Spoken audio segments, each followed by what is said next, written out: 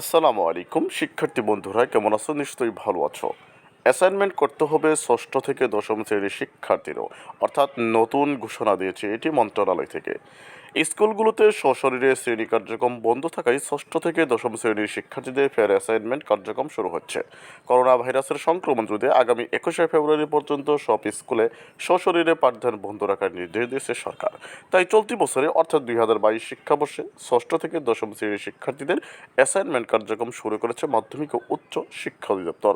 গত বছর অর্থাৎ 2021 সালে শিক্ষাবর্ষের ষষ্ঠ থেকে দশম শ্রেণীর শিক্ষার্থীদের অ্যাসাইনমেন্ট কার্যক্রম চলেছিল, কিন্তু গত বছরের সেপ্টেম্বরে স্কুলে সশরীরে ক্লাস শুরু হয় পরেও সে কার্যক্রম চলছে। এবছর আবারও সশরীরে পাঠদান বন্ধ হয় ষষ্ঠ থেকে দশম শ্রেণীর শিক্ষার্থীদের অ্যাসাইনমেন্ট শুরু হচ্ছে।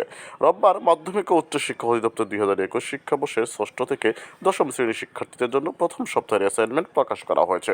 তো হ্যালো ভিউয়ার্স, আপনাদের মতে এটি কি মনে হয় যে অ্যাসাইনমেন্ট দেওয়াতে ভালো হয়েছে কিনা? কমেন্ট বক্সে অবশ্যই জানিয়ে দিবেন।